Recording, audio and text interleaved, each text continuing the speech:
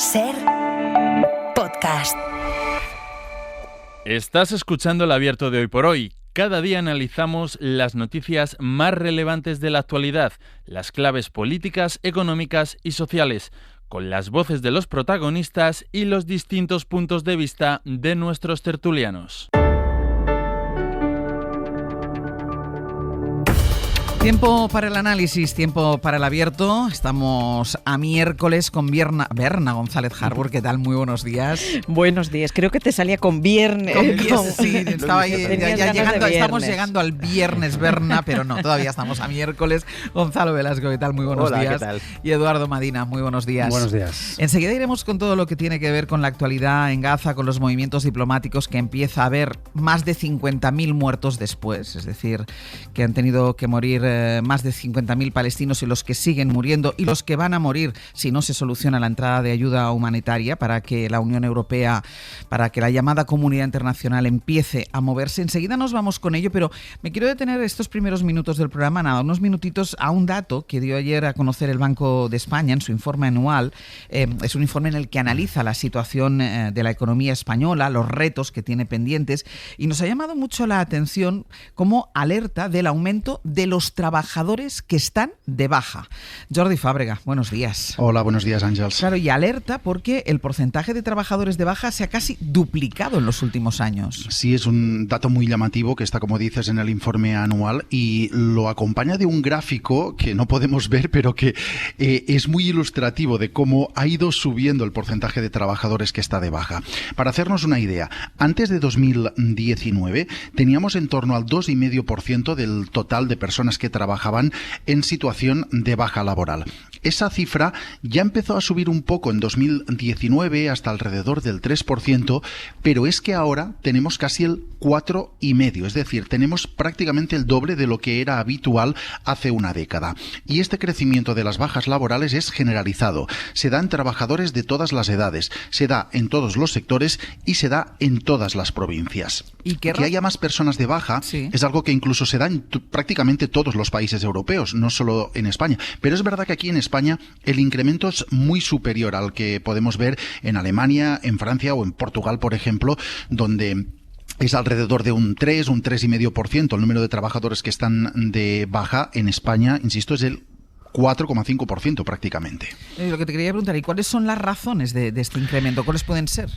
Pues hay varias explicaciones que se complementan unas con otras. La primera que se apunta en este informe del Banco de España es que hay un empeoramiento de la percepción del estado de salud que tenemos desde la pandemia. De hecho, hacen referencia a un barómetro sanitario del CIS en el que se dice que el número de españoles que dicen sufrir algún problema de salud crónico ha aumentado 17 puntos entre 2019 y 2023.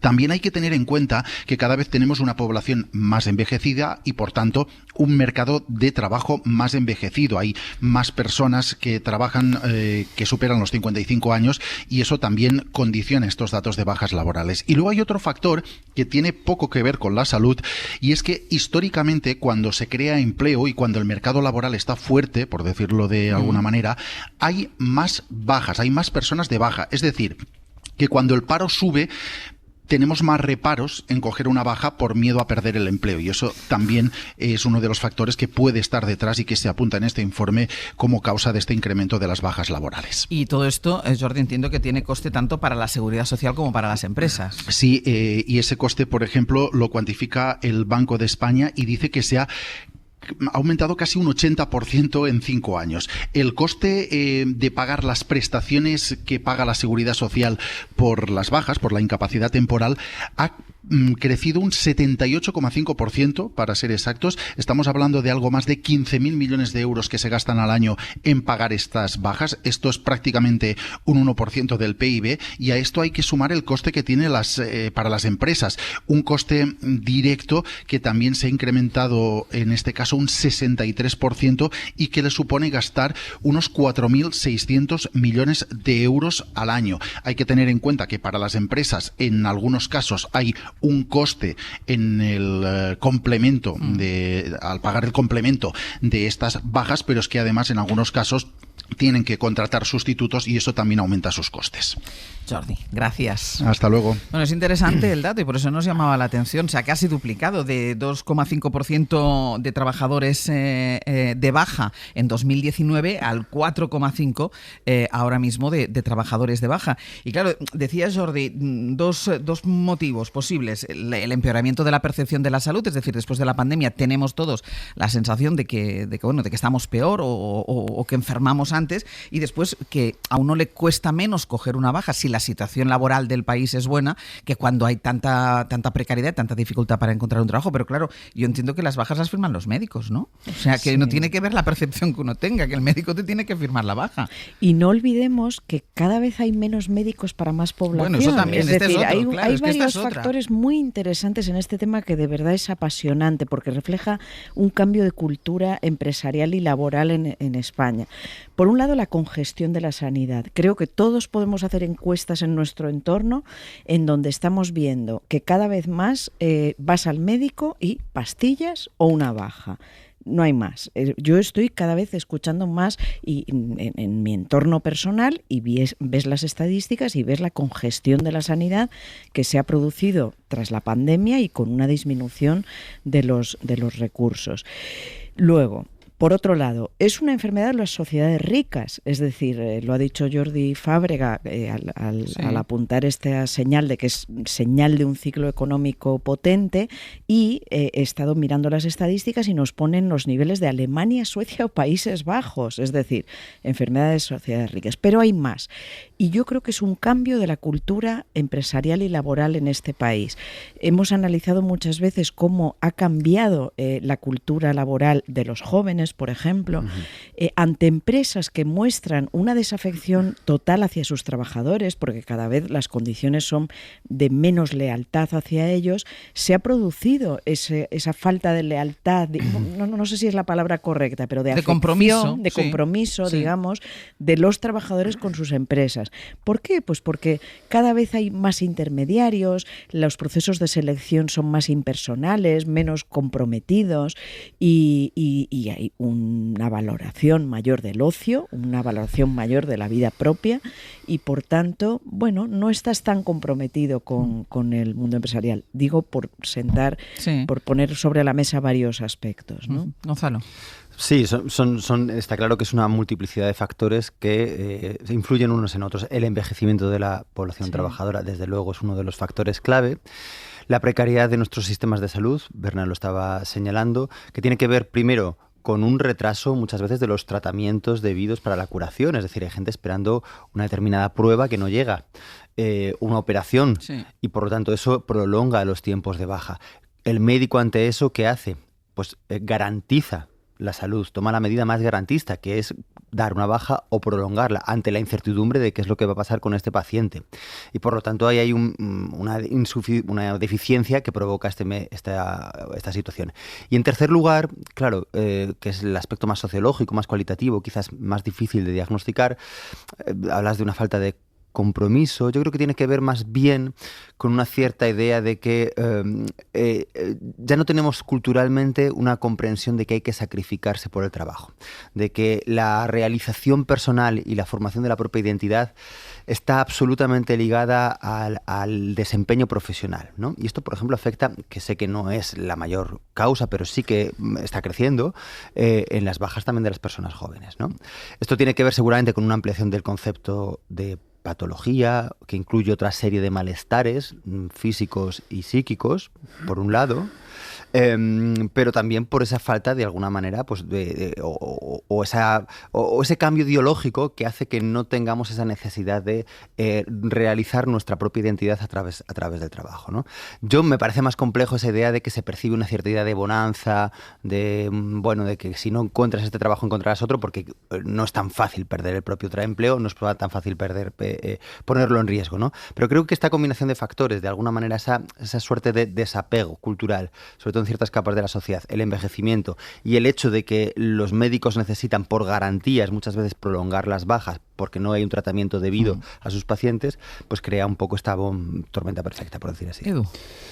Pues es una curiosidad que hayan pasado del 2 con algo a estar por encima del 4,5% el porcentaje de personas que están en una incapacidad temporal, es decir, en una baja laboral. Sabíamos, antes de que este dato nos lo diera el Banco de España y el señor Escrivá, que normalmente en los ciclos expansivos de la economía, cuando la economía crece, el número de bajas también crece. Y que cuando la economía decrece, normalmente, el histórico de nuestro país al menos nos dice que el número de bajas también decrece. Y es verdad que desde la profundísima destrucción del Producto Interior Bruto que tuvo el impacto del COVID en la economía española, pues la economía española desde entonces hasta aquí está creciendo a un ritmo muy por encima de la media de la Unión Europea y de hecho ha habido revisiones hace poco que siguen aumentando al alza décimas de crecimiento por encima de lo previsto, prácticamente doblando las proyecciones de crecimiento que tiene la zona euro, ¿no? Pero esto por sí solo no debería explicarlo, porque quizás sean factores de naturaleza cultural, que Berna lo sugería. Algo ha cambiado desde la pandemia hasta aquí en nuestra relación con el tiempo dedicado al ocio, el tiempo dedicado a nosotros mismos, a nuestras familias, a nuestros entornos, la categoría sacrosanta del tiempo dedicado al trabajo, que quizá ha entrado en cierta medida en revisión.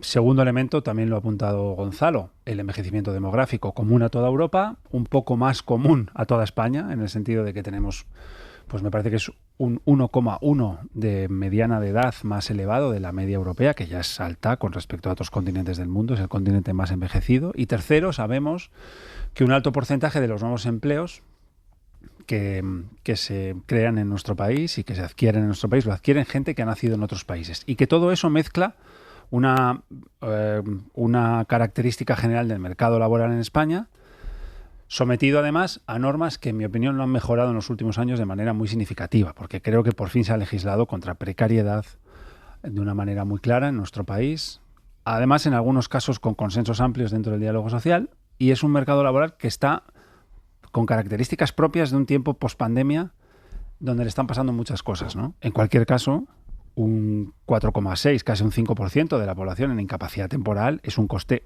altísimo para las administraciones, más o menos lo calcula el banco en 15.000 millones, casi un punto de PIB, y muy alto también para las empresas.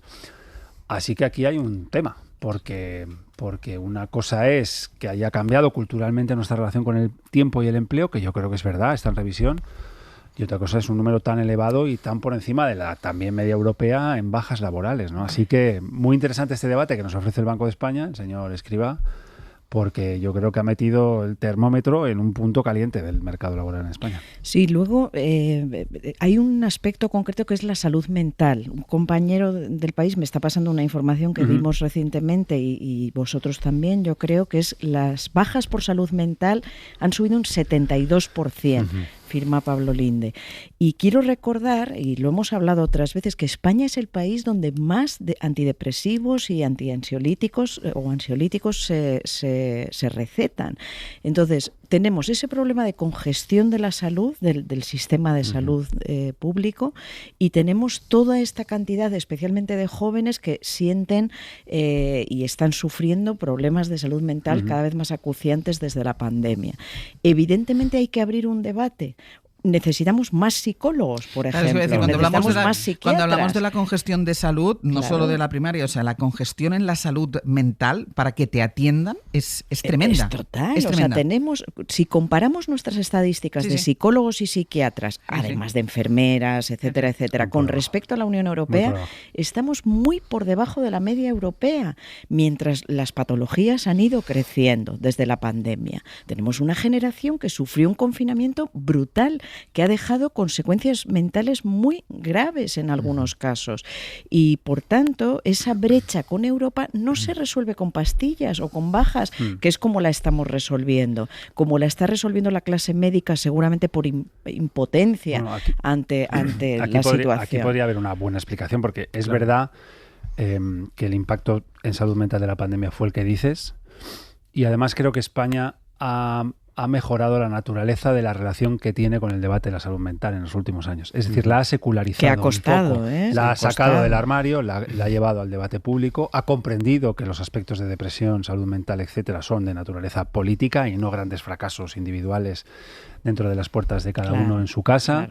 Lo ha socializado, lo ha llevado a las instituciones. Se está hablando de ello de una manera y con un lenguaje que hasta entonces o hasta hace unos años no era capaz. Así que si es aquí que se encuentra la razón de fondo de este incremento en bajas, pues hay una pista interesante de que algo está cambiando también en esta naturaleza. Y a lo mejor, en ese sentido, si es verdad que está aflorando de esta manera, a lo mejor también dentro de este dato tan alarmantemente alto hay señales positivas de que algo está también cambiando para bien, ¿no? Y el corolario de todo ello es que hay que prevenirse contra el discurso que puede culpar a los usuarios del sistema de salud por hacer un uso interesado, excesivo, etcétera, etcétera. Y que el correlato de todo ello es que la cultura del esfuerzo está decayendo. No, seguramente esta ampliación de la comprensión de lo que es la salud y lo que es la enfermedad o lo que es el malestar implica a un buen uso del sistema de salud. Es normal que se acuda al médico para distintas formas de malestar, físicas, psíquicas, de todo tipo, y para velar por la propia salud. El problema entonces es que el sistema de salud no garantiza el cuidado necesario a los usuarios, es decir, a los ciudadanos. Y el corolario último: cuidar de un sistema público de salud no es una cuestión solamente de derechos, que lo es, no es una cuestión solamente de dignidad y de garantías de igualdad de oportunidades, es una cuestión que incide en la economía. Económica, sí. Entonces es necesario esa inversión porque repercute de una manera reticular, a veces indirecta, en hechos como este. Puede ser que la productividad de las empresas se resienta porque el sistema de salud no sea capaz de cuidar de sus pacientes de la manera debida. Pues es el debate, hay un debate ahí en ese dato que daba el Banco de España, dato acompañado de alerta, cómo han aumentado, cómo casi se han duplicado el número de bajas entre los trabajadores españoles desde el año 2019. Vamos a hacer una pausa y a la vuelta vamos con Gaza.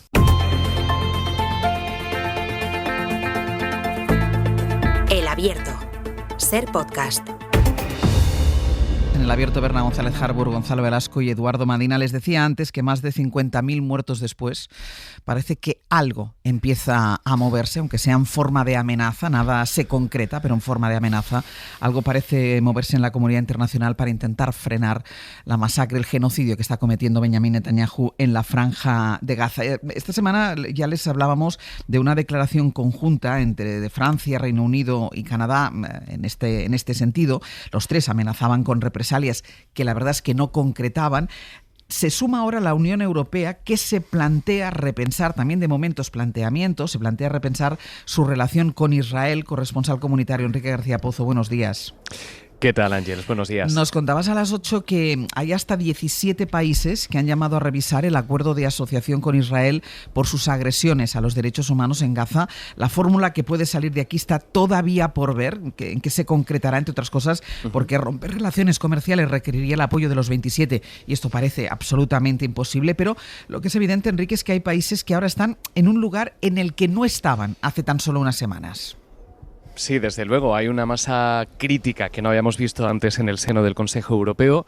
Ya por fin se ha conseguido una mayoría de países que abogan por hacer presión al gobierno de Netanyahu con esta medida, ¿no? Era algo que ya puso encima de la mesa España e Irlanda hace un año, no consiguieron apoyos suficientes y ahora sí, aunque Kaja Kallas, la alta representante, prefería ayer no dar la cifra, fuentes diplomáticas confirmaban eso, ¿no? Que al menos 17 países han conseguido que la Comisión se vea obligada a responder a la pregunta de si Israel cumple sus compromisos en materia de derechos humanos. Y en este bloque de países, digamos, tenemos a capitales que tradicionalmente han utilizado un tono muy comedido, ¿no? Con Netanyahu, como Polonia o Austria. Tenemos a Suecia, que ha planteado incluso sanciones a miembros del gabinete de Netanyahu, aunque en cualquier caso la consecuencia inmediata de este paso es un ejercicio de presión, lanzar el mensaje a Israel de que se está subiendo, se está elevando el tono en la Unión Europea y que ya sí hay una mayoría de países que abogan por revisar ese acuerdo de asociación con Israel. Una de las preguntas que creo que os habéis planteado también a lo largo del programa es si vamos tarde, ¿no? Sí. Le acabamos de preguntar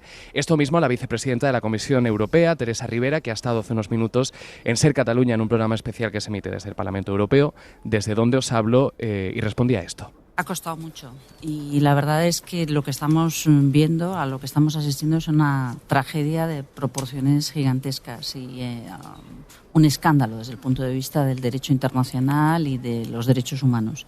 Es un primer movimiento y tenemos que seguir adelante, lógicamente, pero es verdad que conseguir unanimidad está costando mucho. En la Comisión se resisten a utilizar el término genocidio, lo hacían ayer también la mayoría de ministros de Exteriores. Le preguntaba también Pablo Tallón a la vicepresidenta si considera que lo que se está viviendo en la franja es un genocidio.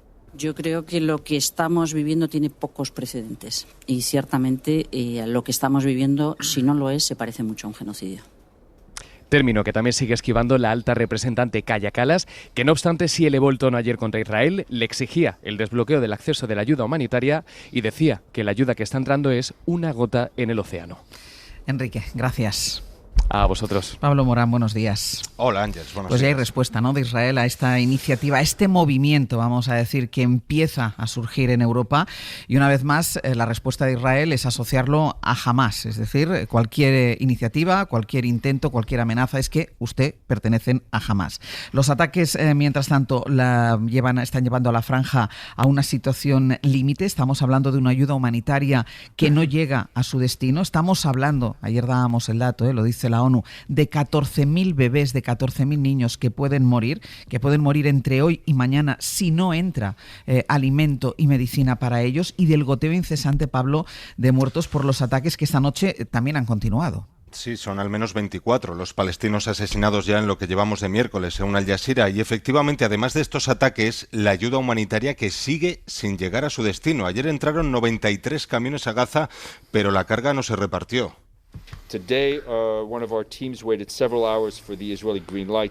Explicaba el portavoz de la ONU cómo uno de sus equipos estuvo esperando durante horas para recibir la autorización de Israel para recoger esa carga, y esa autorización nunca llegó. Emiratos Árabes Unidos dice que tiene autorización de Israel para enviar hoy más ayuda, pero claro, ya veremos si llega. Y luego está, como decíamos, Ángels, la ofensiva militar en sí. El jefe del ejército avanza que van a ir a más, que van a ir tomando más y más territorio de Gaza.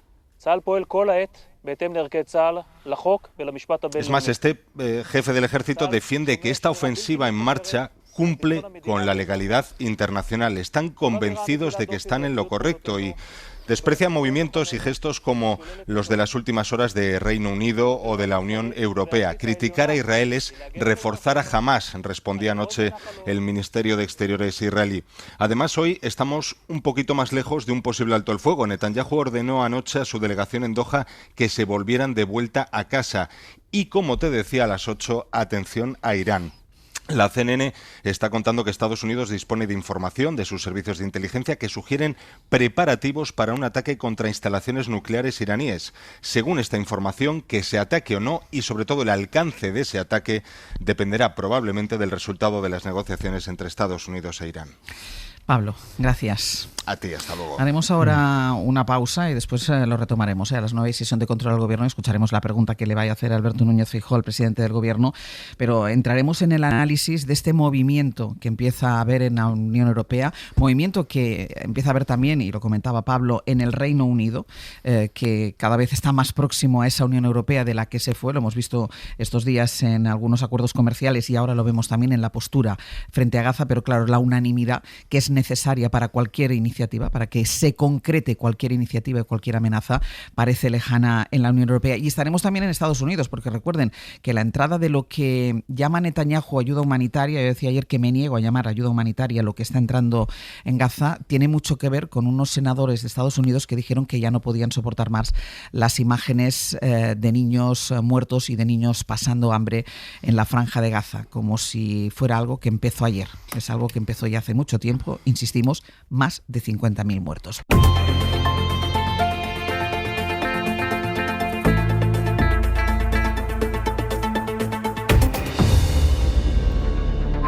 Sonido en directo, como casi todos los miércoles, del Congreso de los Diputados, a punto de empezar la sesión de control al Gobierno, con esa primera intervención que vamos a poder seguir aquí en directo, esa pregunta que va a formular el líder de la oposición, Alberto Núñez Feijóo, al presidente del Gobierno, a Pedro Sánchez.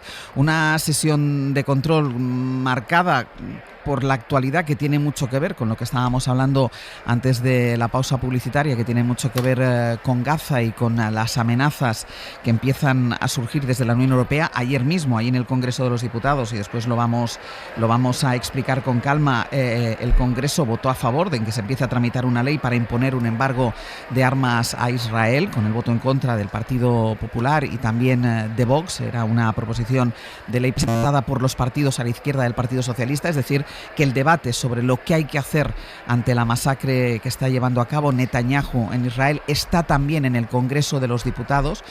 Vamos a ver en qué se traduce, porque estos días hemos visto cómo se ha traducido, sobre todo por parte de la oposición, en la espuma de lo que pasó en el Festival de Eurovisión.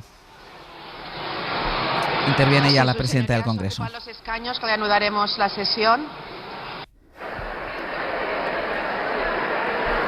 Mucho jaleo, ¿no? Sí, yo dije la semana pasada que me daba la sensación que había más jaleo del habitual, me dijisteis que no, pero hoy vuelvo a pensar que hay mucho jaleo.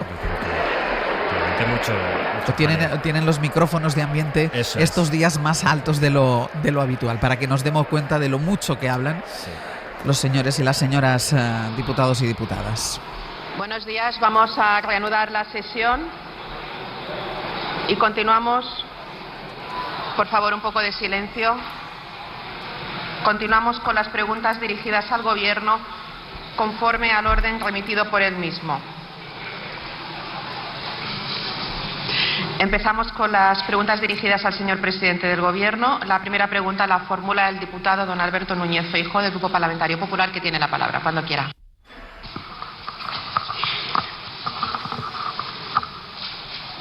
Va a preguntar Alberto Núñez Feijóo. Gracias, presidenta. Señor Sánchez, mire, la sensación en la calle, esa la que usted no puede pisar, es que el único servicio puntual en España es Hacienda. 97 subidas de impuestos, es decir, hemos pagado 136.000 millones más en impuestos a los españoles desde que usted es presidente. ¿Para qué? La brecha entre la renta per cápita española y la europea se ha incrementado un 15%. 4 millones de españoles están en situación de carencia material severa, incluidos los centenares de personas que duermen en los aeropuertos del Estado. Y España ya es el país de la Unión Europea con mayor pobreza infantil. A los españoles no nos salen las cuentas, señor Sánchez. ¿Cree usted que su gobierno puede hacer lo que quiera con el dinero de los españoles? Muchas gracias.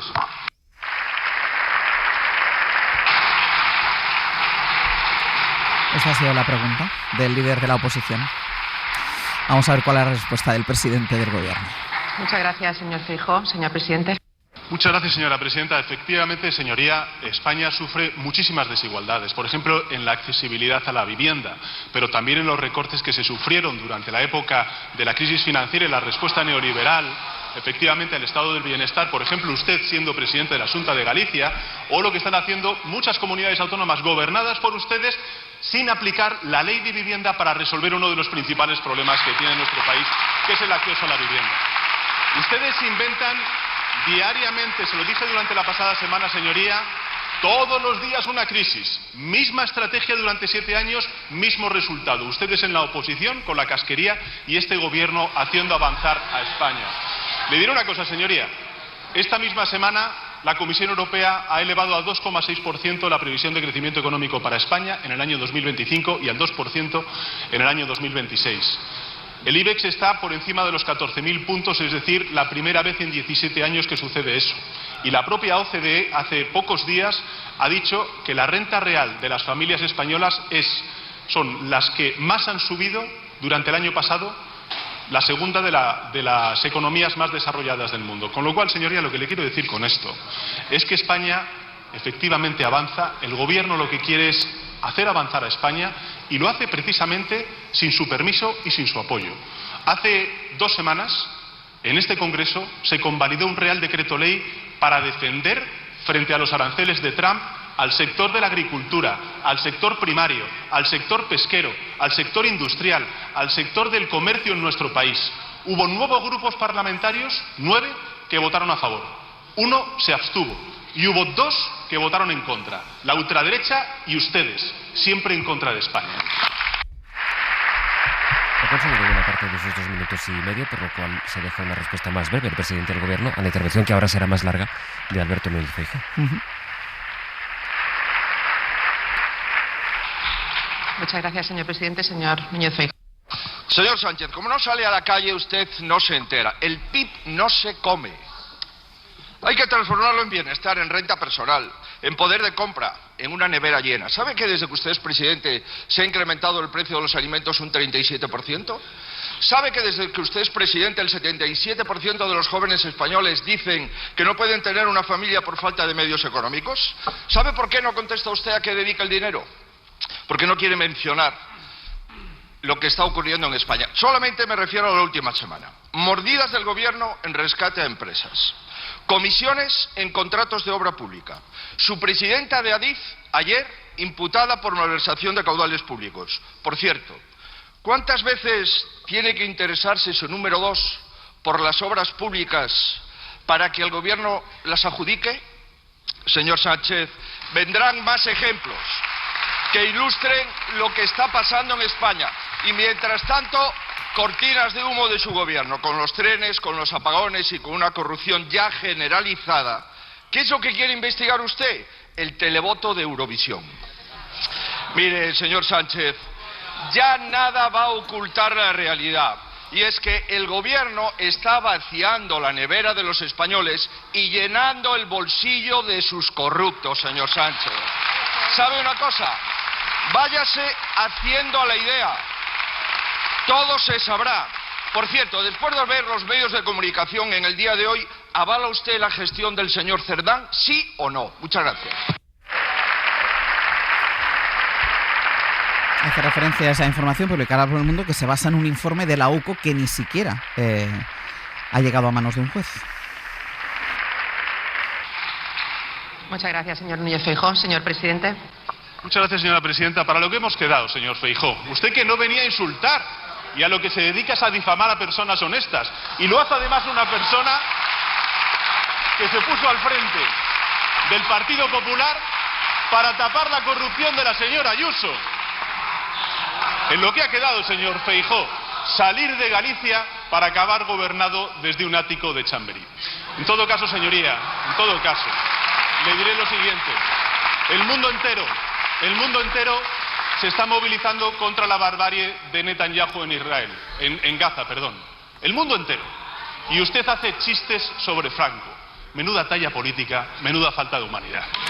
Pues cerramos el paréntesis que supone nuestro abierto este inicio de la sesión de control al gobierno. Hacemos una pausa y a la vuelta retomamos el análisis de los movimientos que están viendo, sobre todo en la Unión Europea, para intentar frenar a Benjamín Netanyahu.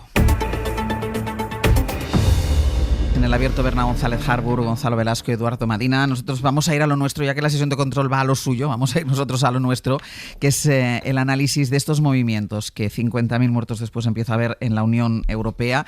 La pregunta es, ¿van tarde estos movimientos? Y la otra pregunta, Edu, es si se pueden concretar en algo, porque es evidente que la unanimidad en la Unión Europea es muy difícil. Ya. Sí que es verdad que es la primera vez que parece que se mueven y se mueven en serio, pero que se concreten en que es otra cosa. Bueno, mira, la base jurídica de las relaciones comerciales de la Unión Europea con Israel lo fija un acuerdo de asociación que tiene entrada en vigor en el año 2000.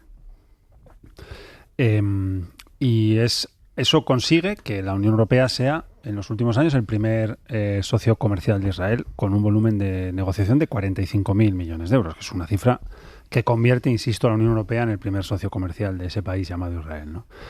El artículo 2 de ese acuerdo de asociación es muy claro. Dice: las relaciones se basarán en el respeto de los derechos humanos y los principios democráticos, que orientan su política interior e internacional y constituyen un elemento esencial del presente acuerdo. Un elemento esencial del presente acuerdo. No es el artículo 2 por cualquier cosa, no es una línea perdida en el artículo 56, es el 2. Se entra en el acuerdo de asociación por el respeto a los derechos humanos, que se fija además como una parte esencial del mismo. Y yo no sé si en la Franja de Gaza se están cometiendo crímenes de guerra o se está cometiendo un genocidio, pero el debate jurídico es o lo uno o lo otro. Por tanto, esto va muy tarde. Sé que es muy difícil la unanimidad en la Unión Europea, llámese lo de Hungría, llámese las dificultades, llámese lo de Alemania, con su herida histórica del siglo XX, ya me lo sé. pero es indiscutible que entre 50 y 60.000 personas asesinadas, desde los terroristas atentados terribles, indefendibles, dramáticos, atentados de Hamás en el mes ya de octubre, el lejano mes de octubre, en la esquina, en la puerta de la propia Franja de Gaza, contra la población israelí, la respuesta de Israel ha sido o bien constitutiva de crímenes de guerra o bien constitutiva de un genocidio. Está arrasando con población civil, asesinando indiscriminadamente población civil, no terroristas de Hamás, sino población civil. Mucha de ella ya lo hemos visto y escuchado mucho estos días, pero lo repetimos una vez más, a ver si nos desinsensibilizamos de una vez. Niñas y niños indefensos, sin lugar al que ir, habiendo perdido su casa porque ha sido arrasada, en una Franja de Gaza que ya no existe. Hablamos de la Franja de Gaza como si existiera población en esa esquina entre la antigua Cisjordania, ya ocupada, muchos asentamientos ilegales de colonos y el mar Mediterráneo. Con esa pequeña salida al mar, ya no hay nada. Ya no hay nada. Es población itinerante que flota entre Egipto y el paso de Erez en el norte, intentando encontrar un lugar en el que no les maten.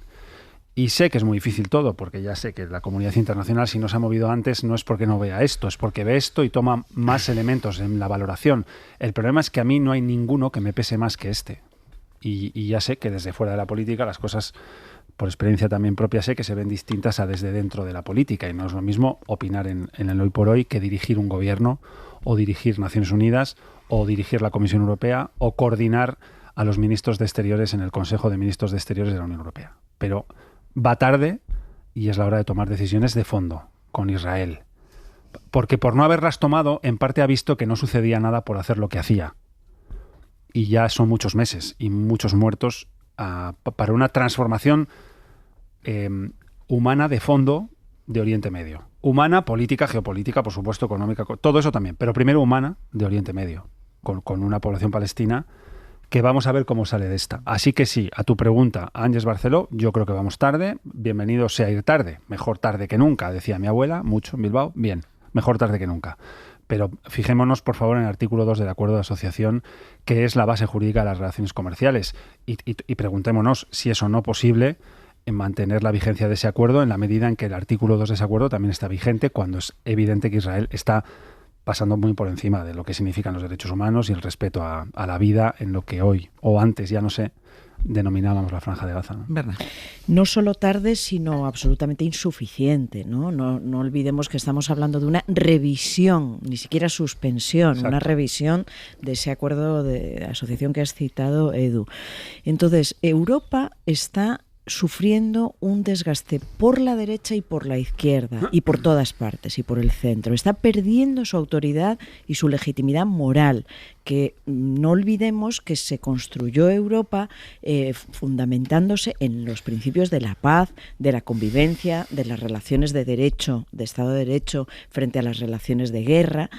Y esa Europa construida sobre esos cimientos que nuestras generaciones, los que estamos aquí, bueno, Gonzalo es mucho más joven, pero los que estamos aquí hemos conocido, nos hemos empapado de ese llamado acervo comunitario como base de la construcción de nuestras relaciones, se ha venido abajo. Es que no solo la ultraderecha se está volviendo antieuropea y antieuropeísta, es que la izquierda, la gente de bien, desde mi punto de vista, la izquierda, la gente de centro, la gente que está mirando estas imágenes terribles que están llegando desde Gaza, ven que Europa ha callado frente a este genocidio, ha callado frente a esta hambruna, ha callado frente a ministros que uno tras otro están declarando, y el último ha sido Smotrich, el de Finanzas, que ha dicho estos días que van a destruir lo que queda de Gaza. Es decir, expresamente están mostrando su intención de destruir a ese pueblo palestino. El nuevo plan, estos días de ataques virulentos y de muchísimas matanzas,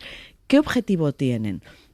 El próximo objetivo, que es dividir la franja en varias zonas, lo llaman tanques de Gedeón, o bueno, no esta fase carros de la guerra. Gedeón, gracias, Sastre. Carros de Gedeón. Gedeón consiste en dividir la franja en varias zonas, es decir, convertir la cárcel que era Gaza en varias cárceles de compartimentos estancos en los que estará prohibido moverse y hará falta autorizaciones para movimiento de personas y mercancías. mercancías, es decir, de ayuda humanitaria. El estrangulamiento al que Israel está sometiendo a los palestinos de Gaza es insoportable, y es insoportable el silencio de la Unión Europea. Vale, que 14, 17 países ayer hayan instado a una revisión, francamente, nos sirve sobre todo para afear, por ejemplo, a Feijóo, como se acaba de hacer en el Congreso, y para afear a la derecha española que se quede atrás frente a Starmer, a la propia Países Bajos, a la propia Austria, que ayer ha votado a favor de esta iniciativa. Pero no sirve para la retórica interior, no sirve para nada, porque no vamos a cortar esas relaciones, porque no vamos a ejercer el poder que podríamos tener y porque al final depende de Estados Unidos. Déjame, Gonzalo, que vaya a publicidad y así puedes hablar tranquilamente. Hacemos una pausa y seguimos.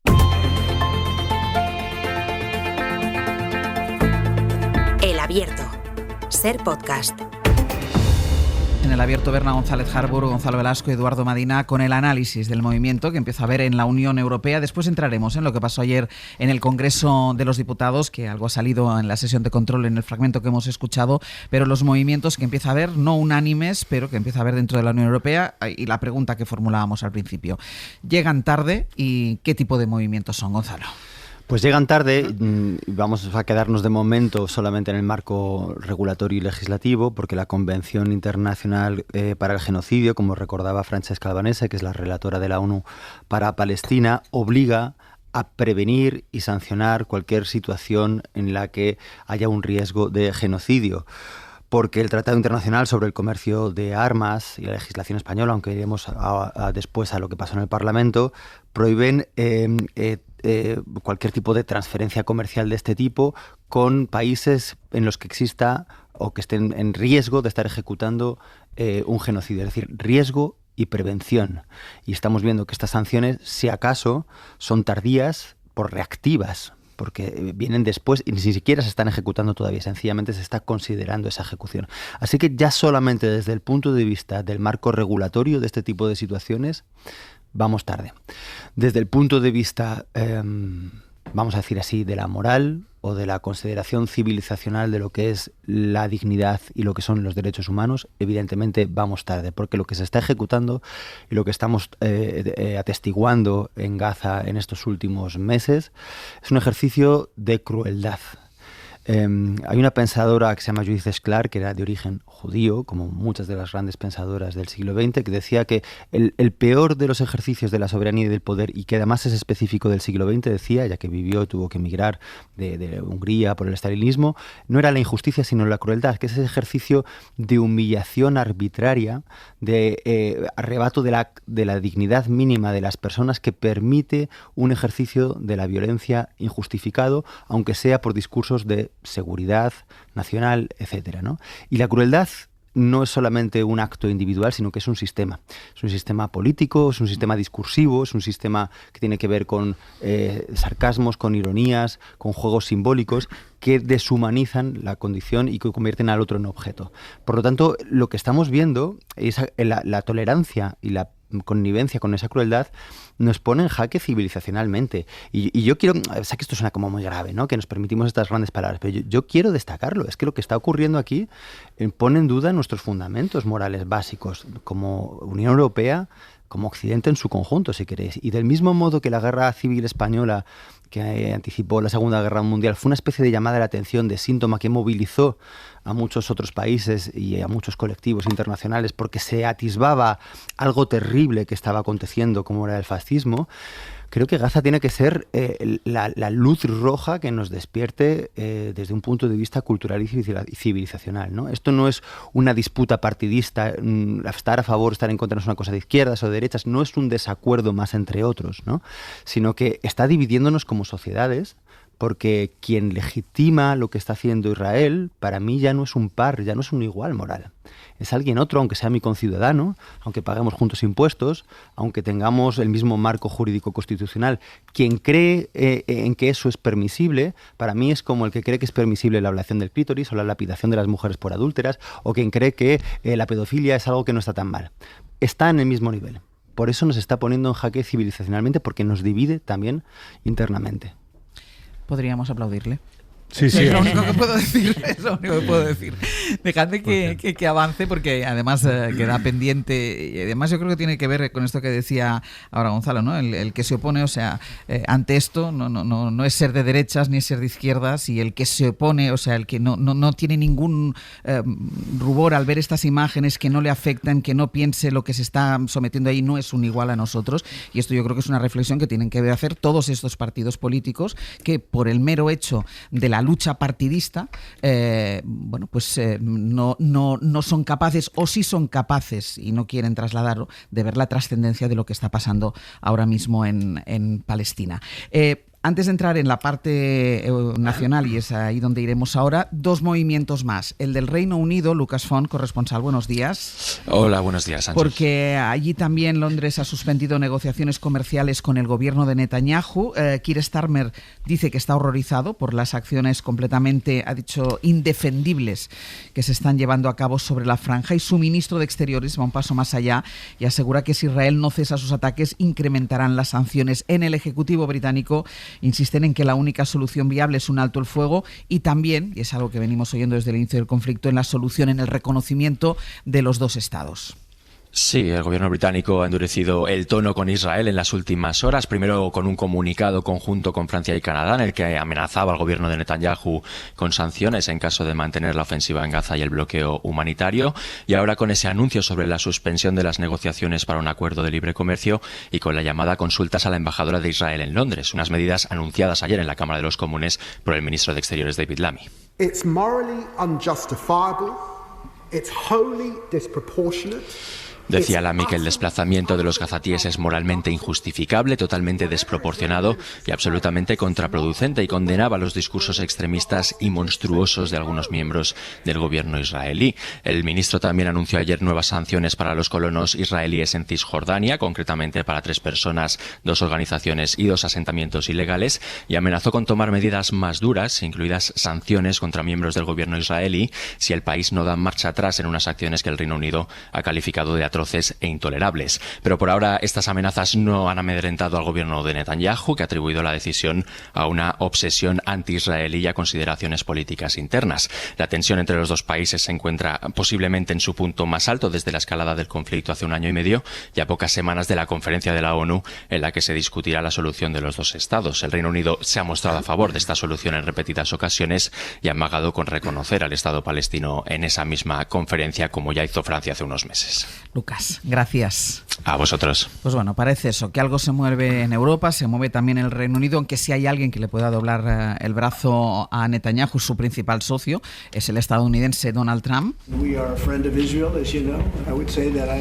El republicano, que se autodefine como el mejor amigo que Israel ha tenido en el despacho Oval, parece molesto, sobre todo sus senadores, molestos por esas imágenes de niños hambrientos que nos están llegando desde Gaza, y según cuentan varios medios estadounidenses, Bayo ha hecho saber a Netanyahu que su paciencia no es infinita. Sí, parece que Trump está frustrado por el curso de la guerra en Gaza y por esas imágenes que, como decías, le llegan a diario de la hambruna que se cierne sobre la franja. Grab it up. Acaba con esto. Es el titular entrecomillado que usa hoy el portal de noticias Axios para describir el mensaje que Donald Trump ha hecho llegar a Netanyahu a través de sus negociadores. De lo contrario, añade el Washington Post, existe el riesgo de abandono a Israel por parte de su principal aliado militar. El presidente quiere que la guerra termine cuanto antes, decía el lunes la portavoz de la Casa Blanca, sin pronunciarse, eso sí, sobre la pretensión israelí de conquistar toda Gaza, una pretensión que genera clara incomodidad en la administración estadounidense, deseosa de lograr una victoria diplomática rápida en Oriente Próximo. Not once did you publicly call upon the Netanyahu government to end the blockade. Ayer en el Senado, tras ser cuestionado por su tibieza con Israel, el secretario de Estado Marco Rubio negaba que la Casa Blanca tenga planes para facilitar la expulsión de ciudadanos gazatíes de la franja. No, there's no deportation. What we have talked to some nations about is if someone voluntarily and willingly No son deportaciones, son salidas voluntarias y temporales a otros países, decía Marco Rubio. If there are voluntary decisions because there is no clean water, there is no food and bombing is all around you, is that really a voluntary decision? A lo que el senador senador demócrata Jeff Merkley le replicaba: si no hay agua potable ni hay comida y te bombardean constantemente, ¿realmente puede haber una salida voluntaria? Es una rara contestación a la política de tierra quemada de Netanyahu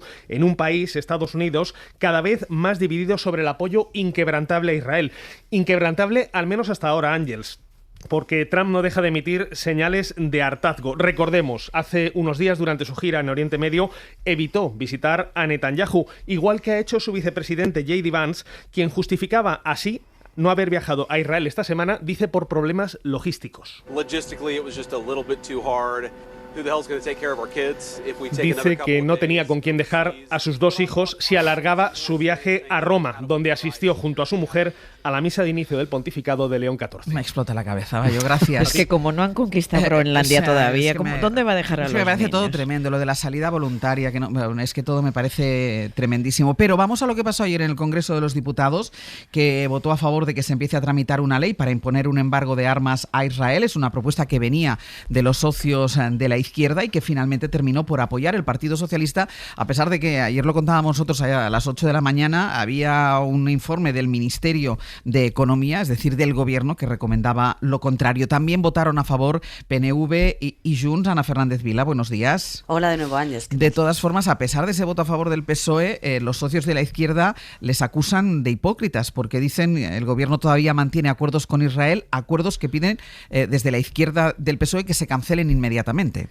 Sí, la iniciativa de Sumar y Podemos para declarar por ley el embargo total a Israel de material de defensa sigue adelante en el Congreso con el apoyo de los socialistas a pesar de sus reticencias, como decías, pero aún así el PSOE tuvo que afrontar ayer un duro debate en el que sus socios le reprocharon al Gobierno falta de contundencia e incluso hipocresía. Esto decía, por ejemplo, desde Sumar, socio de Gobierno, Gerardo Pisarello. Porque sí, por la mañana se dice una cosa, pero por la tarde luego se hace otra, lo que parecía valiente comienza a parecer falaz y comienza a parecer hipócrita.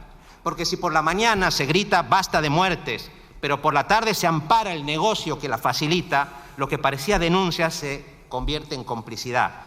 Uno a uno los socios reclamaron que se use el Consejo de Ministros para romper ya toda relación con Israel. Esto decía Martina Velarde de Podemos. Igual que han podido subir el gasto militar, que hagan vía decreto justamente las medidas que se envíen en esta ley y también... Desde el PSOE defienden su compromiso con Gaza y de hecho enmarcan su apoyo a la iniciativa como parte de esa estrategia de Sánchez de endurecer su posición contra Israel. El presidente lleva días poniendo en el foco en la masacre que está sufriendo Gaza a manos de Netanyahu y multiplicando sus movimientos internacionales. Y en este contexto, en Moncloa tenían ayer muy claro que no podían permitirse un voto en contra que distorsione el empeño de Sánchez de abanderar en Europa la respuesta contra Israel. Eso sí, al mismo tiempo, siguen sin estar convencidos del todo de esta reforma para declarar el embargo total por su encaje legal, como ya argumentaron en ese escrito, ¿no?, que mencionabas de alegaciones del Gobierno que contamos ayer. De ahí que los socialistas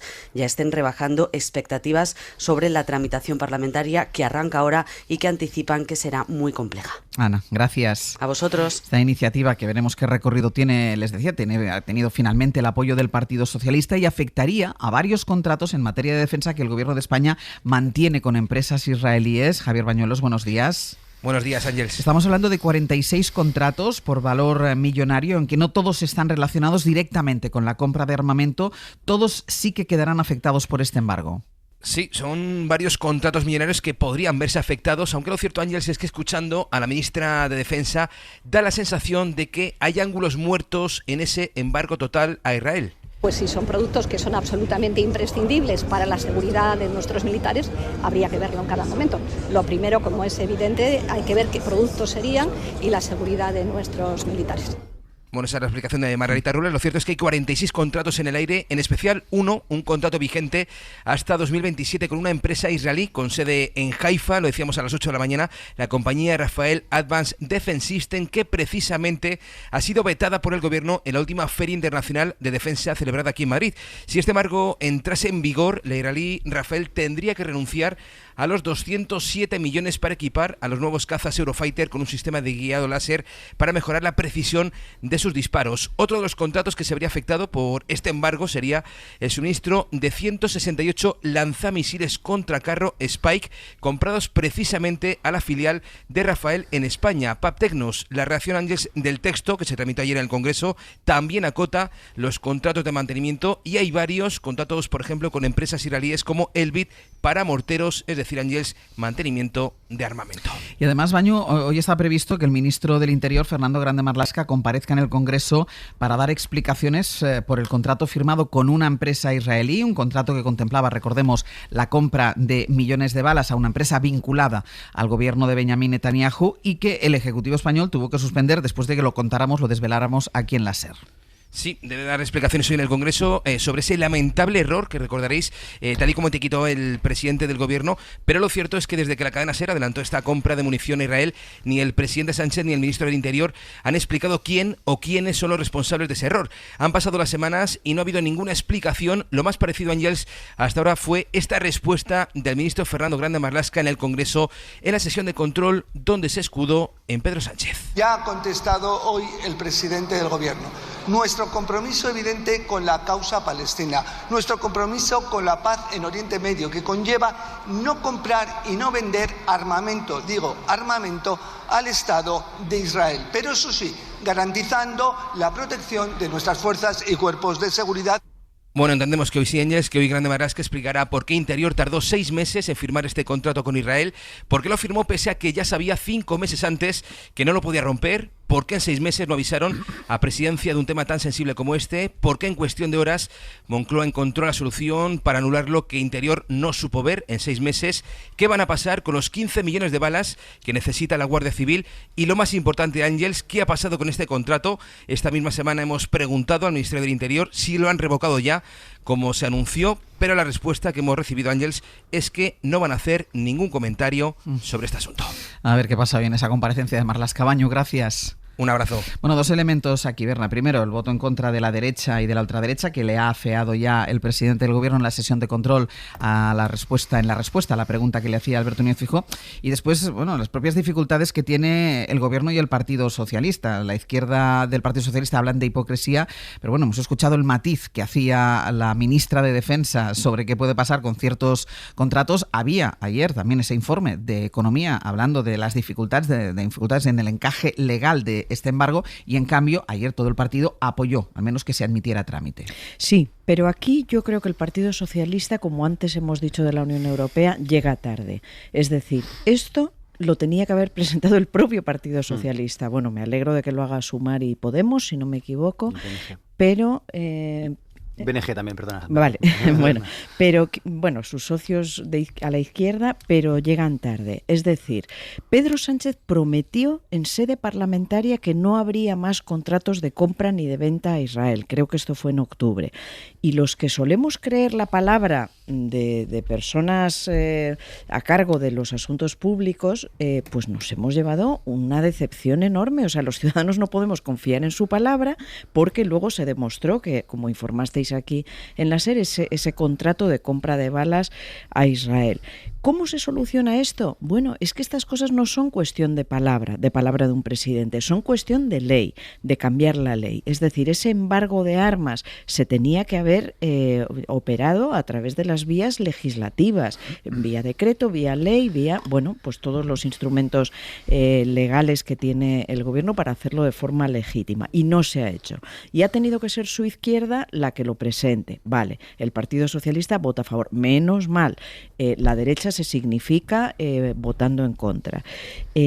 Como digo, llega tarde, hay esos 1.000 millones, creo que asciende el valor de esos 46 contratos firmados, pero ya vemos la resistencia de la propia ministra Robles a aplicarlo. Bueno, pues hay que ser contundente y hay que ser claro. Ayer lo comentabais a raíz del informe que se hizo desde el Ministerio de Economía. Es que los derechos humanos, el genocidio a la vista de todos que estamos viendo, la hambruna que estamos contemplando, no puede ser superada, o sea, quiero decir, supera cualquier interés económico o logístico que esté en nuestras manos. Y lo decíamos ayer, si tiene coste económico, que se explique, que los ciudadanos son adultos y pueden entenderlo. Es decir, si cancelar todos estos contratos y el embargo tiene estas consecuencias económicas, que se expliquen. Y entonces que el ciudadano decida si prefiere sacrificar una cosa o la otra. Sí. Bueno, yo es que creo que es un debate muy pertinente, porque este es un asunto del que nos enteramos, yo al menos, por la cadena SER, y me hubiera gustado enterarme por una portavocía institucional, no sé quién, pero enterarme. Porque yo creo que entre las distintas voces de los distintos gobiernos de la Unión Europea, la voz del gobierno de España ha sido muy nítida en el plano deliberativo con respecto a lo que estaba sucediendo en Israel y en la Franja de Gaza, en la brutalmente desproporcionada y desde mi punto de vista,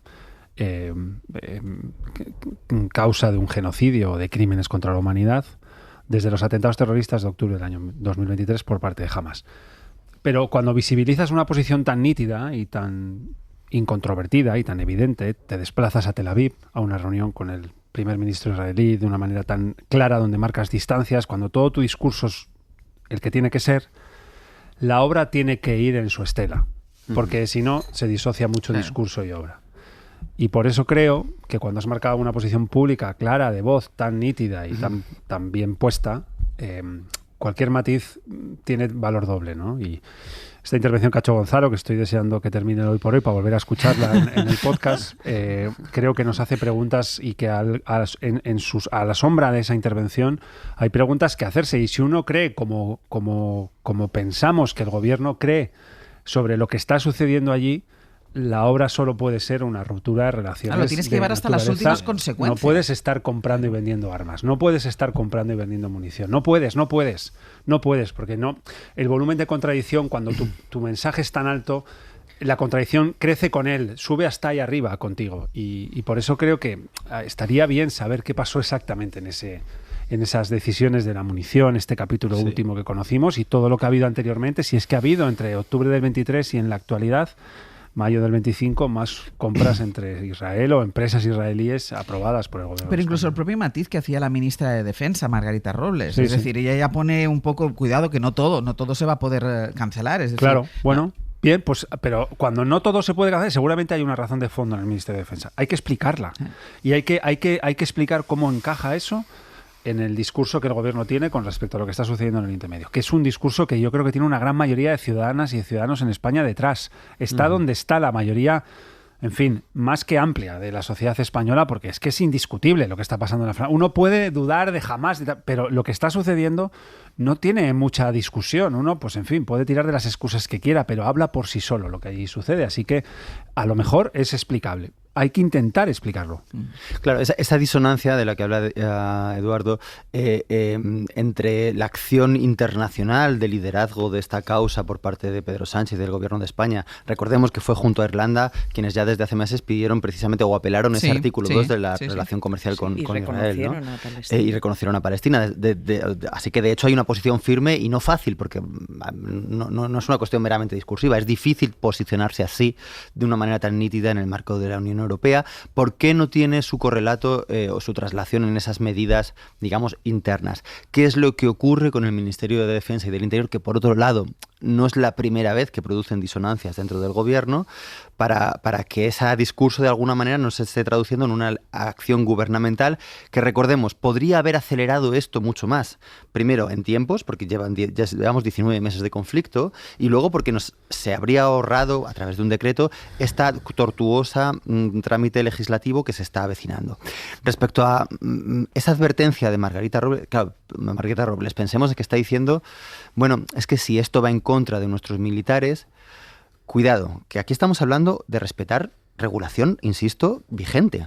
El tratado sobre el comercio de armas al que se adhiere España o al que reconoce España en la ley 53/2007, según consultado, que se vincula con el tratado comercial de armamento, prohíbe obliga a no vender o a no comerciar con países que estén cometiendo genocidios o crímenes de guerra. La posición común de la Unión Europea igualmente regula el comercio de armas con países que estén en esta situación. De ahí el conflicto con aquel buque de Cartagena que no se sabía si traía armas o no traía, ¿no? Es decir, que lo que está diciendo Margarita Robles es, si viene bien a nuestros militares nos saltamos la regulación internacional. Pues es que esto es lo que no puede ser. Porque este discurso además es tremendamente populista y dañino. Lo nuestro es lo primero, lo que nos interesa es lo primero, aunque tengamos que saltarnos la ley. Esto es un discurso peligroso, aunque parece que es, bueno, muy patriótico o muy de sentido común, ¿no? Seguramente haya razones comerciales también, quiero decir, razones económicas, pero desde luego hay que explicitarlas para que esto sea... Razones económicas potentísimas, perdona Edu, había con Rusia. Todos dependíamos de su gas, sobre todo Alemania, y se tomaron esas decisiones. Entonces no podemos tener este doble estándar, este doble rasero, y hay que actuar. Quiero decir, soy escéptica en el sentido de que sé que solo si Estados Unidos se implica puede cambiar el curso de la guerra. Pero si Europa de verdad empieza a hacer actos y a alzar la voz, bueno, pues por lo menos estaremos en el lado correcto de la historia. Sí, pero hay un contraste claro entre la facilidad con la que se sanciona, por ejemplo, a gobiernos como el venezolano, incluso a líderes concretos de ese gobierno venezolano, y voces que pasaron desapercibidas, como por ejemplo la de Pepe Borrell, como alto representante para la política exterior de la Unión Europea, que pidió equiparar sanciones al gobierno israelí, incluso a líderes destacados del gobierno de Netanyahu, sin encontrar el eco necesario para poder llevarlo a cabo por parte de los dirigentes de la Unión Europea. ¿Por qué esta disonancia tan evidente? ¿Por qué sanciones tan rápidas, tan indiscutidas, tan claras con Venezuela? ¿Y por qué tanta dificultad en sanciones de distinta naturaleza, diplomática, geopolítica, económica, comercial? En ese sentido, diplomática, geopolítica, económica y comercial con el gobierno de Israel. ¿Por qué tanta dificultad? Pues yo creo que aquí hay un debate que nos lleva a planteamientos de naturaleza, en fin, múltiple, ¿no? Un poco en línea de en qué medida pensamos en la forma en la que implementamos sanciones con unos actores internacionales o con otros, ¿no? Y yo creo que este caso afecta más al Ministerio de Interior que al de Defensa. Me parece que las explicaciones en este caso deberían haber venido por el ministro de Marlaska, que ha sido a veces capaz de explicar lo inexplicable. Seguramente que esta vez también podría, si lo intenta, ¿no? Pero creo que aquí hay una gran contradicción de gobierno que ha quedado flotando en el aire, que cada vez que vemos un capítulo nuevo, pues reaparece entre nosotros, porque en fin, ayer el Parlamento debate esto, o la Unión Europea debate esto, y aflora una duda de un elemento que ha quedado colgando ahí que el Ministerio de Interior todavía no ha explicado. Sí, es bueno señalar que esta iniciativa y esta incoherencia del gobierno está siendo compensada a través de esta ley en buena medida por la iniciativa de 500 organizaciones sociales y civiles que están detrás de la iniciativa. A ver cómo va la tramitación de esto.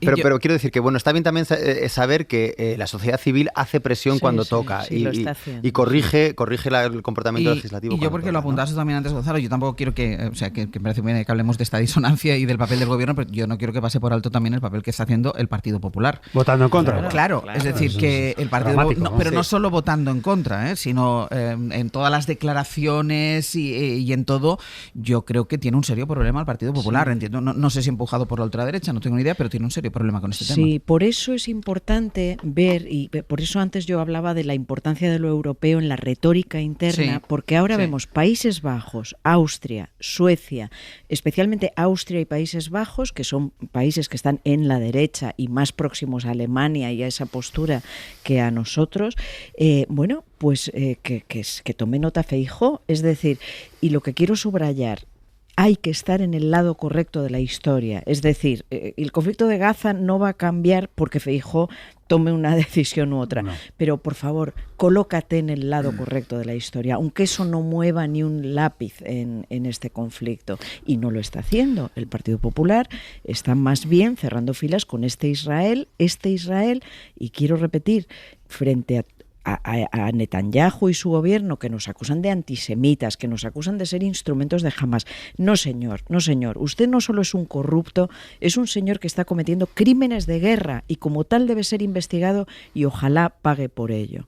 Sí, realmente es significativo y es significativo de A veces hablamos de que el Partido Popular está en esta diatriba entre, bueno, esa democracia cristiana, ese centro moderado, o virar a la extrema derecha por sus intereses coyunturales actuales, ¿no? Y las disputas que hay dentro del Partido Popular Europeo y cómo aquí Feijóo estaría entre un lado y el otro. Estas son las decisiones que dan cuenta de que ya está tomada la orientación y que es una orientación europea que es transversal. Fijaos, cuando murió el Papa Francisco, una de las cosas que reflexionamos todos es que él había abierto una oportunidad para poder ser conservador y no ser un reaccionario. O sea, uno puede ser conservador en muchas medidas y necesariamente no tener que posicionarse con la crueldad en ciertas materias internacionales contra la inmigración, contra los derechos de ciertos refugiados, y sin embargo parece que esa oportunidad, esa vía no la han tomado desde el Partido Popular. No puedo mejorarlo, estoy completamente de acuerdo. Creo que no sé si es por el peso que Alemania o el PP europeo, o sea, el PP alemán tiene en el PP europeo, o por si se ha caído en la propia trampa de pensar que la más mínima crítica a lo que el gobierno de Netanyahu hace es una crítica generalizada a la sociedad israelí o es una especie de antisemitismo encubierto. No, para nada. Hago mía completamente la intervención que ha hecho Berna en ese sentido, ¿no? Se critica lo que un gobierno hace en su acción exterior sin necesidad de caer en ningún tipo de antisemitismo. No hay ni una mínima brizna de antisemitismo en nuestra crítica, sino hay una evidencia de lo que está sucediendo en Gaza, que es indefendible incluso para quienes han hecho voces occidentales. Un intento de defensa de la comprensión de la democracia israelí, plural, etcétera, es imposible ir a este viaje. Hoy por hoy noticias. Ser podcast. Ese que viene y va, que no me deja estar y hace poemas con eclipses. Ese que no soy yo y escribe por no hablar. En el retrete del poeta. Pues vamos a ir terminando. Sergio Castro, Pepe Rubio, buenos días. Muy buenas. Buenos días. Contadnos. Bueno, Marta Sanz, Manuel Delgado y Sabino Donate, redactor jefe del Unicón y la Esquina, nos han llevado a pensar a muchos lugares, pero nunca habíamos ido al cuarto de baño. Que es un buen sitio para pensar, el cuarto de baño. Dicen que de ahí salen algunas muy buenas ideas. Por eso. Vale, en el 900-100-800 lo que les pedimos es ya su colaboración. Que nos cuenten qué vio, qué ocurrió, qué vivió en retretes, mijitorios. Hasta donde se pueda contar, ¿eh? Baños públicos o privados, excusados o váteres. Esto es, estamos a final de temporada y estamos en estas ya. 900-100-800. Es muy buen tema para Es muy buen tema. 900-100-800. Sí. No, sí. Y eso, porque mucha gente le vienen las mejores ideas mientras está duchándose, sentado en el retrete, lavándose los dientes. Todo esto que nos lo cuenten los oyentes. La radio también se escucha mucho en los retretes. Muchísimo. En los lavabos se escucha mucho la radio. 900-100-800. Y escuchar cosas como las biografías no autorizadas. Hoy tenemos al ratoncito. Mira. Que sabéis que vivió en la calle Arenal. Sí. Sí, el ratoncito. Yo paso por delante de su casa todos los días. Sí, ahí está su casa, su ratonera. Sí. Bueno, después de esto... Te llevaron un día, Sastre. ¿Tú no lo has visto? ¿No has visto, Sastre? ¿Es eso que te asomas a un ventanuco? Te llevaron un día. Son muchas cosas. Sí, es muy emocionante. Después viaje de ida. Hoy nos vamos a Bilbao, entre Bilbao y Madrid, para conocer la historia de María Mestaller de Echagüe, más conocida como la Marquesa de Paravere. Fue la gastrónoma que se inventó los libros de receta. Pero lo más grande es que tuvo las narices o los ovarios de 6 meses antes de estallar la Guerra Civil abrir un restaurante de lujo en Madrid. Un restaurante de lujo que se mantuvo abierto bajo la custodia de la CNT durante toda la guerra y ella ahí al pie de la cocina. Es impresionante la historia. Y vamos a terminar el programa con nuestra charla de los miércoles. Él perdió su nombre para dar relevancia a sus 2 apellidos por todos los campos de España y de Europa durante 15 años. López Nieto, un árbitro Madina. ¿Cómo se llama de nombre López Nieto? Se llama Antonio Jesús. Antonio Jesús López Nieto. Sí. Es una época. Y Manuel Díaz Vega, te vienen todos juntos. Sí, pero yo los nombres habitualmente no. Antonio Jesús López Nieto. ¿Cómo se llama de nombre? Eduardo. Pero los árbitros en activo no tienen nombre. No tienen nombre. Tienen apellido. López Nieto bueno, sí lo tiene. ¿por qué lo traemos aquí? Porque además de haber sido árbitro de élite durante 15 años, es el actual presidente del Unicaja de baloncesto. Que juega una competición y te la gana. Claro, pues eso. Pues mira, pero qué carrera, ¿no? De ser árbitro de fútbol a presidente de baloncesto. Un gran gestor, un gran gestor. Berna González Harbour, Gonzalo Velasco, Eduardo Madina, hasta la semana que viene. Adiós. Para no perderte ningún episodio, síguenos en la aplicación o la web de la SER, Podium Podcast o tu plataforma de audio favorita.